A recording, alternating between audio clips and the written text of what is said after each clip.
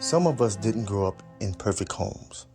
The lights may have gone off, the gas may have gone off, everything may not have been calm, but we still had something valuable. We had family, we had memories, we had instruction. And the real question is not whether your life was perfect. The real question is, did it make you better or bitter? Yeah.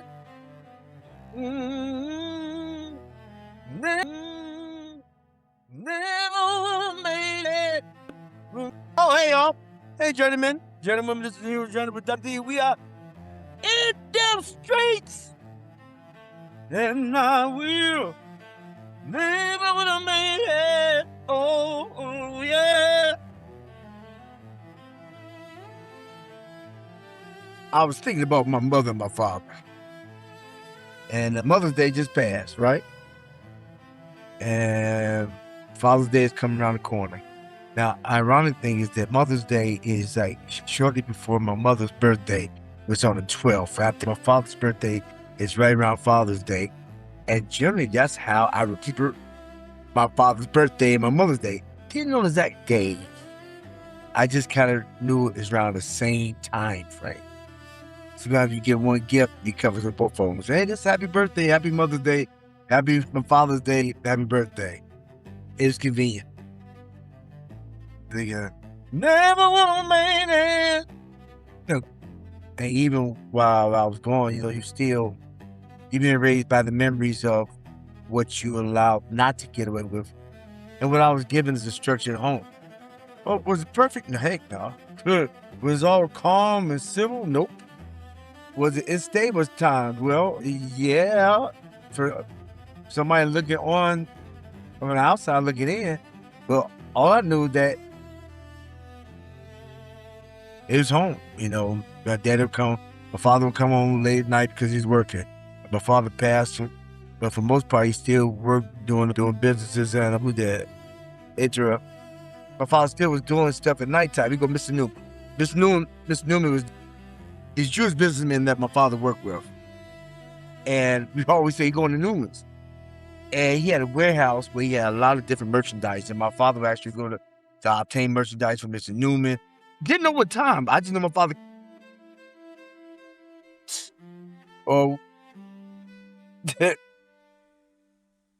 But he came home. A lot of people don't have that privilege saying that the father came home. And you knew that we wake up and you need money for bus fare. That's it. Go to my parents and get the bus fare out the pants was. However, he didn't really wake him up because you sleep, because you work late. Worked all the time. And contrary to popular belief, just because a person doesn't work a 9 to 5 doesn't mean the person's not working. I always knew my father worked because of what he provided. Now, when the lights always on, eventually, sometimes they went off, they came back on. Was gas always on? Eventually. Sometimes they went off, but it came back on. But what we have, like most people don't have, we had family. We had each other. That meant values, looking back and seeing what we had, knowing that some of my cousins didn't have, and I had it for the time. If I had my parents, I'm 50, I'm 54. I had my parents. I have memories of my parents. And, when I was younger, I used to have a delusional point of reference. However, I did have a point of reference thanks to Cosby. An ideal of a black family.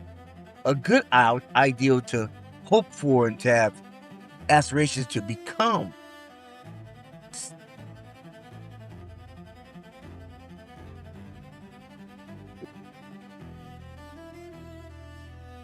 It wasn't fair. As a youth, you have to come up. And some people say that the comparison was Father Knows Best. Some shows that come on in the late 60s, and that's the comparison of what you think the household should be. But that's not fair. No matter what race, it's not fair to make comparison.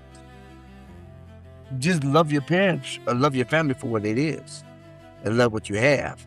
And pray for errors that need to be worked on. I always say it's not what happens to you in life. Now, it is what happens to you that kind of affects you. But it's how you learn have you learned how to respond to it? That's the true lesson of life. Respond to situations that are not ideal. I didn't say mine was ideal. It's just that mine was all I knew. Now, it has been times I was like, man, I want to go with my cousins or other people's house to have much freedom. Yeah. What kid don't want to just break all the rules and just do what they want to do? That's the Bible says, foolishness lies in the heart of a child, and the right of correction draw. Foolishness lies in the heart of a child, and you want to just have fun with no boundaries until you realize those boundaries was needed. How many times I've heard people say that I wish my parent would have parented me instead of trying to become my friend.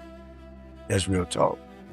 Now, at 22, 24 years old, when you get older of age, making your own way in life, then you can try to build somewhat of a friendship, a conversation with your child. But in the times of adolescence, you're trying to raise them to become an asset to the society. You can't afford to become their friend. You can become friends with my kids. Listen, I'm not your friend.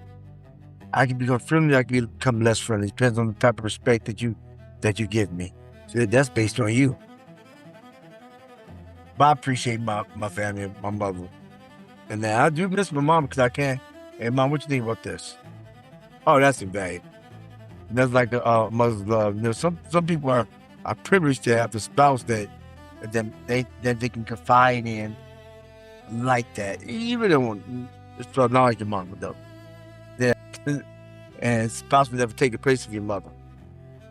You hope at the very best, you hope that your spouse is your friend. I say it's not a deal breaker if your spouse not your man, and you kind of come let down the walls of being hardened. Because to be a man in society now is work. Be anybody is work, but you have to learn how to work within a society or a situation you're in. And the lesson in itself is to learn how to work. And I'm still learning. You know, I'll be learning till the day I die. As long as I get vertical and move forward, it's always a lesson to be learned, right?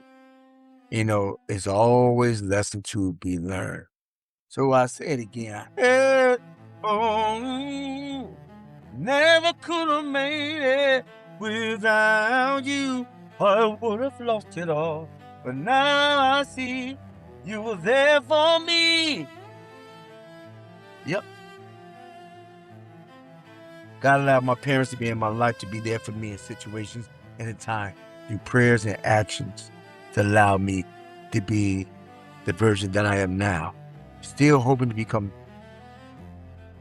better and never bitter.